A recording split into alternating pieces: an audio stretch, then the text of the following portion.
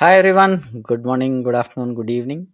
Welcome to Power of Knowing's Forums, the Regenesis Talks, a LinkedIn Live episode 197 today.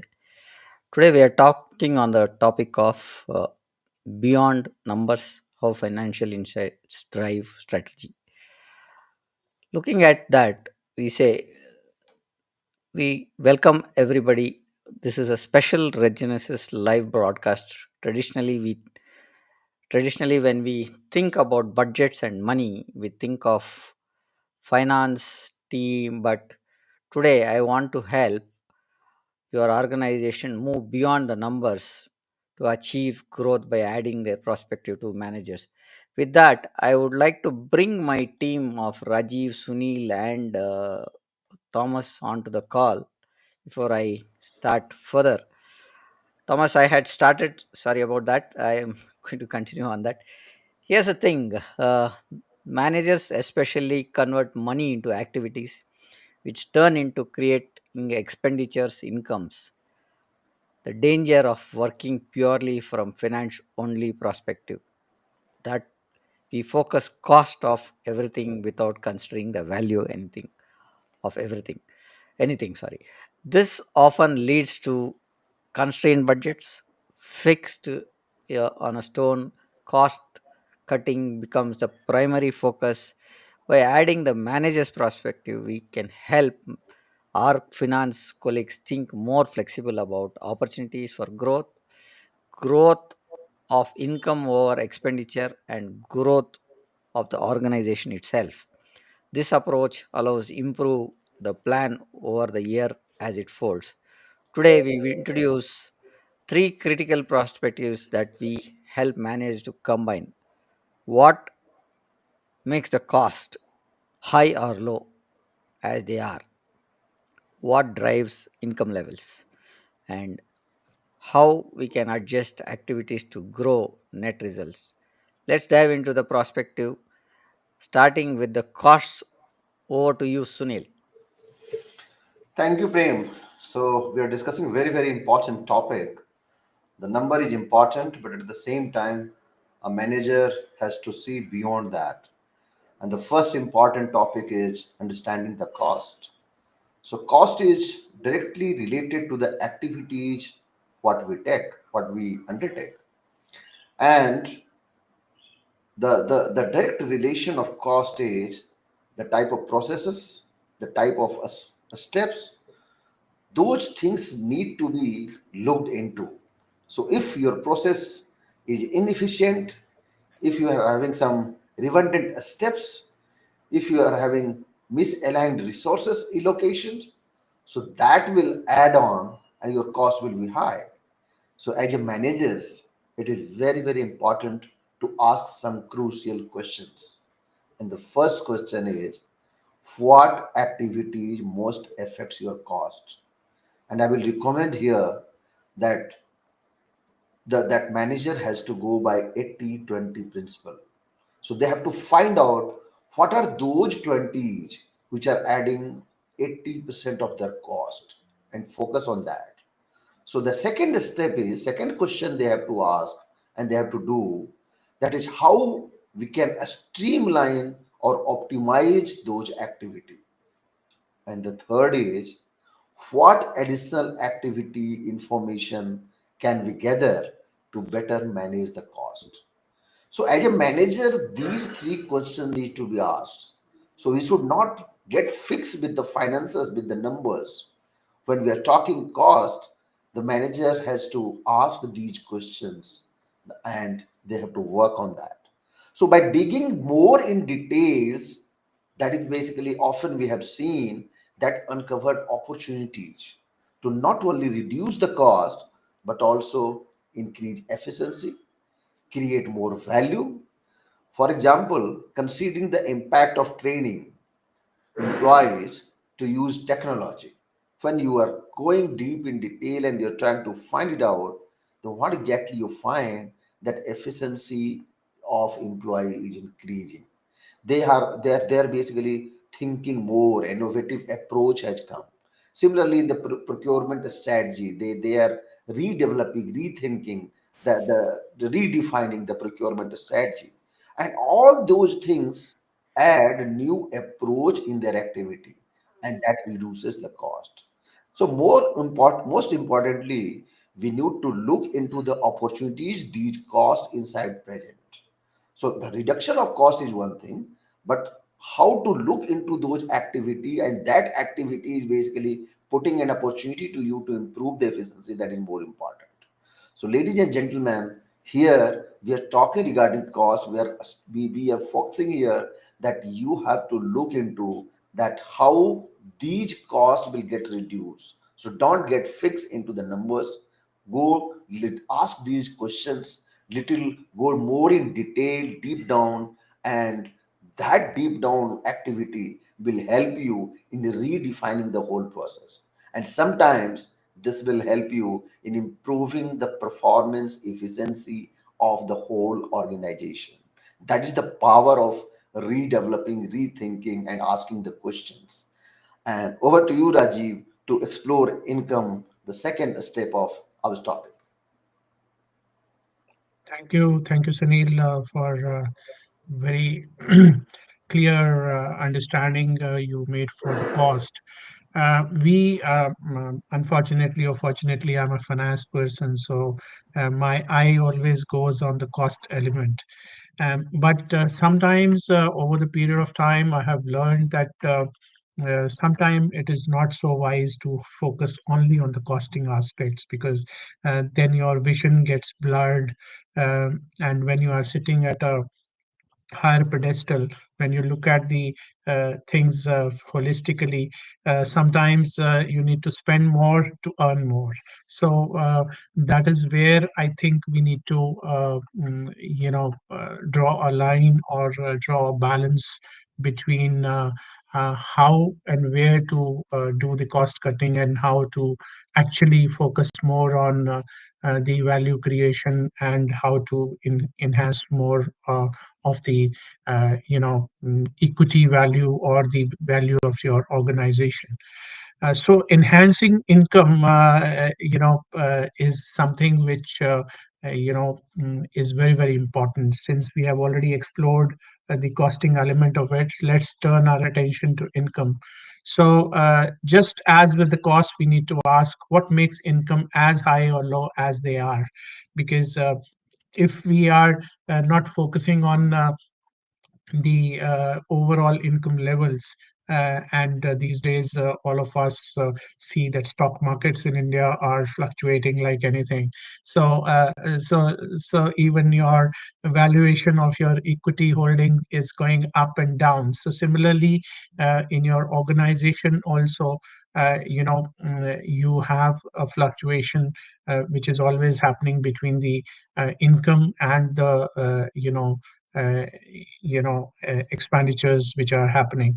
So income is directly linked to the value we create for our customer. So as a manager, we should focus on what activities most affect our income. Are there any specific customer segments or markets we are not fully serving, so from where more income can come? Or the market penetration level is not up to the mark, so how we can penetrate more and get into the similar segment which we are already serving, so that our income gets more enhanced? And what are the insights which we gather about how our activities influence customer satisfaction and loyalty? Because this is the most critical aspect of it. If you don't have a repeat customer, if you don't have people coming back to you, if you are selling a product but the people are buying it only once and they are not coming back to you, and you are not winning the loyalty of the customer, then surely your income levels may go up for some time, but they will eventually come down. So all those cyclical variations you have to observe very carefully. You have to really look at how to manage this aspect, that there is a consistency in the overall income, and the graph always goes up rather than showing the fluctuations. I worked all my life in consumer electronic industry, so I always had a mindset that, oh, the cyclical variation happens during the Diwali timing, because the income and the sale level goes up suddenly. There was a spike, but over the period of time, I have learned that that has stabilized. So it's no longer the same, because people have devised the ways to attract more and more customers by coming up with some innovative schemes or innovative ideas to sell their products. So if you see earlier, people used to wait for only the big e-commerce platform sale, which was happening once in a year. Now it's happening almost every month. So so they are taking out some kind of a opportunity to say that, oh, this is this sale, this is that sale. The whole idea is to enhance the income of their platform and for the people who are actually present on that platform. But again, coming back to the most important point is that how you are actually influencing the customer satisfaction and loyalty by offering the products which are making sense and making giving value to the customer. So suppose your organization introduces a new service. If managers work closely with sales and marketing to ensure alignment, they can drive income growth by creating campaigns that resonate with the customer, and by optimizing service delivery to exceed expectation. Because the service industry is very typical of not only the quality, but also the quality of delivery or quality of service which is expected by the customer. So these days, we are all living in era where 10 minutes delivery or 15 minutes delivery is being performed.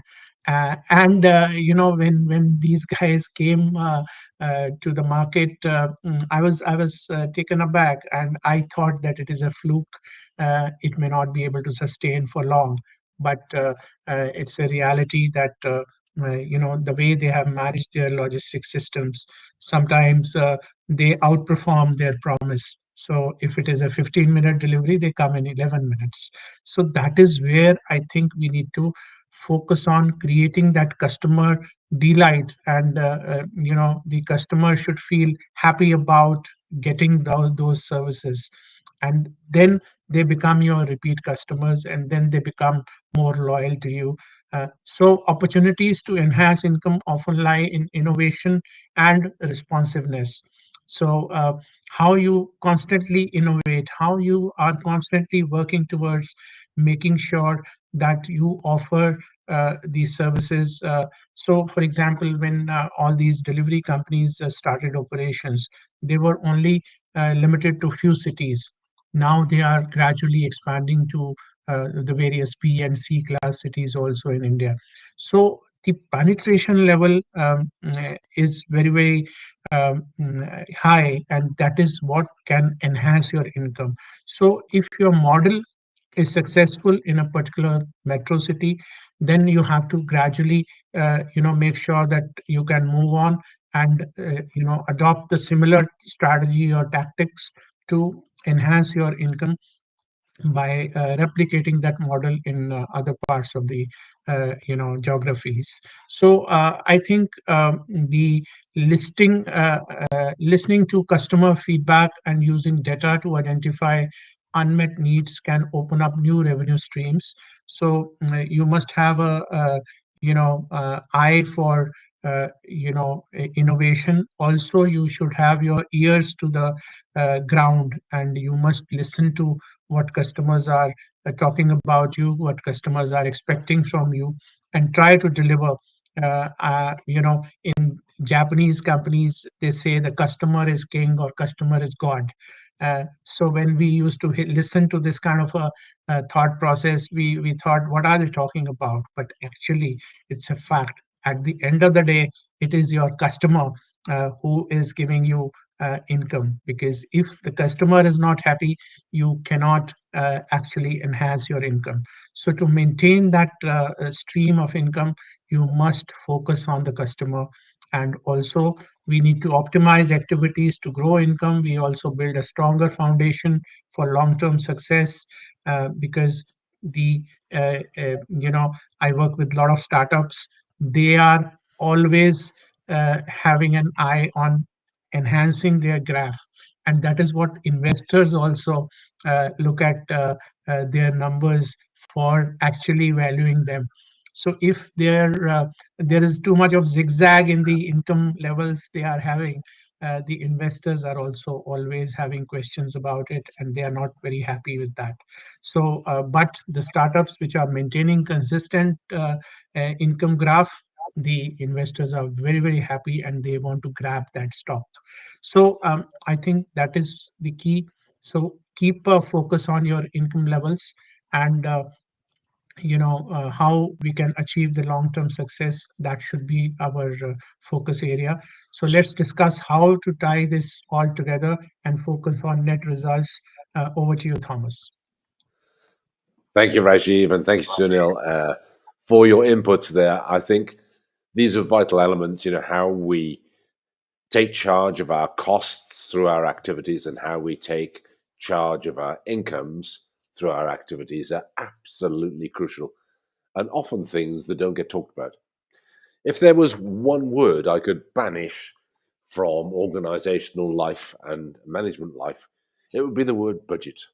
And the reason for that, I don't think it started this way, but it's become almost synonymous with a kind of almost a tablet of stone, something that's fixed. Once you've got your budget, you daren't change it.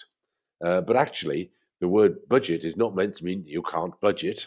The word budget is meant to mean this is a plan or a forecast for the year as we can envisage it looking forward. And I think as soon as you get it on that basis, and it's a plan or a forecast, you realize that if it's a plan, it can be improved. Um, and as long as you don't incur more expenses than you've got income to support, you should be fine. So as long as that's a principle of the plan, that's one thing that can be done. And the other thing I think that I'd love to see more of is, well, I know, for instance, if you are a UK trained ACA accountant, a chartered accountant, you are also general management trained. And I'd love to see many more managers, even senior managers, accounting trained also. So I think we need to bring the two together. And in Regenesis, we actually look at the crossover of the two. And the way we deal with financial planning and insights is we try and bring it into real time. And we actually use a hybrid way of displaying activity and budgets together, if you like, the costs and the, the incomes and the expenditures are displayed with the activities that would support them. And that makes a very important platform, because then both the accountants and the senior managers and the managers in question are in a much better position to focus on the big picture and focus on what opportunities exist, or as Rajiv was just saying, can exist to grow our net results by adjusting our activities. And the key here is to understand the interplay between costs and income. And always, as managers, we're trying to get income to be much greater than costs. We're always trying to increase the gap between income and costs. And we need to ask ourselves these three big questions. So, what are our internal and external customers telling about us about how we can increase the value we create for or through them? And I mentioned internal customers because not every department has external customers. Some internal teams, for example, accounts, or some of the service parts of the organization, IT, they may well be there to help the customer-facing teams be more efficient, be more effective, get more income, generate more sales, whatever those things are. So we need to listen to our internal colleagues as well and look. It's all about these listening for opportunities. How can we increase the level of income over expenditure between us all? Thomas, we cannot hear you. Okay. You cannot hear me. Rajiv, can you hear us? No, it's better. I can. It's Can you okay. hear me now? Yeah, yeah. Okay. Okay, I don't know what happened there. How much of that did you get? I think you go ahead. Okay, Yeah, yeah, okay, please, Thomas. We can hear you. okay. Yeah. That's great. Thank you. So these are big things to talk about, is improving that balance all the time. The second question is, how can we adjust our activity plans and treat them like a budget to improve our profit? And of course, income over expenditure really is profit. Uh, so it's really important that that is the thing we all need to have as the focus, to help our organization be as successful as possible. We always need to make sure that balance is there, but income exceeds the expenditure. And if we implement these changes, what growth in value is possible by the end of the year? In fact, what growth in the organization is possible by the end of the year? So, for instance, engaging directly with customers often reveals insights that can guide improvements. And as Rajiv was talking about, and in fact, Sunil, sometimes the customer is not at this moment in time receiving all of their all of the possible products they could receive from us. So there are, if you like, windows of opportunity for every customer. Which products and services are they receiving, and which ones are they not? Well, any that they're not, there's an opportunity for a start off. Excuse me. Um, so they're really important dimensions, and perhaps customers want more customization or faster delivery, exactly as Rajiv was talking about. Or maybe they want it in another city, or maybe they want better support. So spotting those activities, those opportunities, to meet these needs doesn't just grow on trees. It actually has to be planned. It has to be decided upon in real time. And that's the focus that we put on this in Regenesis. It strengthens relationships. It enhances your organization's reputation as well. So, as managers, our role is to be proactive, strategic, and of course, relentless in seeking growth. Because if you're not growing, then you must be shrinking by definition, because the chances of you staying exactly in balance are probably about zero. So you're one or the other. And I know every organization wants to be in the continuously growing stage, but very few, only a tiny percentage, less than 20%, actually achieve that all the time. And they're going up and down according to external variants, that actually they could easily take charge of. And I think Rajiv mentioned an example there where that spike in income was something that could actually be evened out over the year. In fact, if it's a spike possible at a particular moment, why can't we have a long spike that lasts most of the year? And I think that was the point you were making, Reggie. And Yeah. this brings us really to our call to action for Regenesis. So, Prem, over to you. Can you tell our listeners what we have open for them at the moment?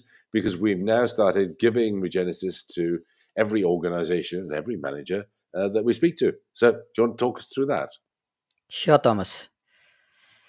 Thank you for that, Thomas. I think with this, thank you for all the speakers today. We've covered a lot of ground today. And to understand better and manage costs, so and how to enhance income through the strategic activities, those are two.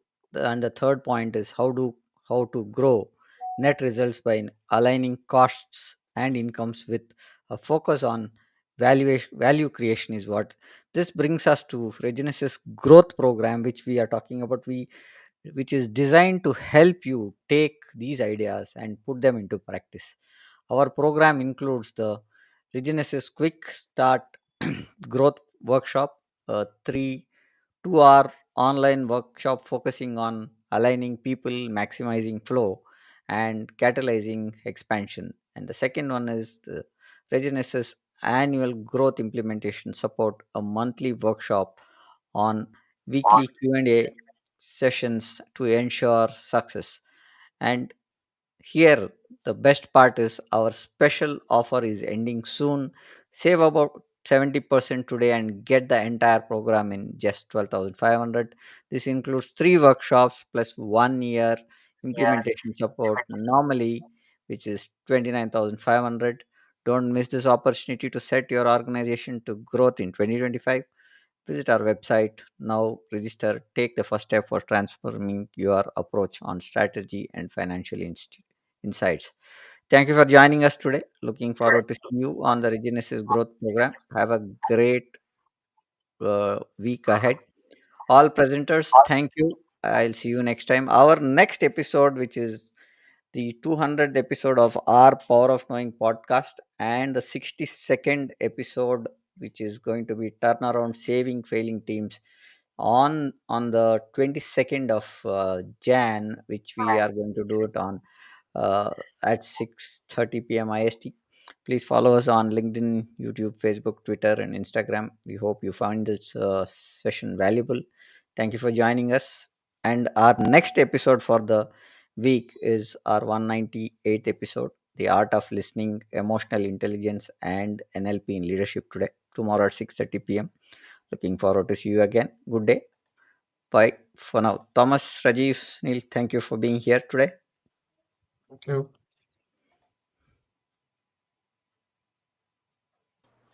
Thank you, Prem. Thank you.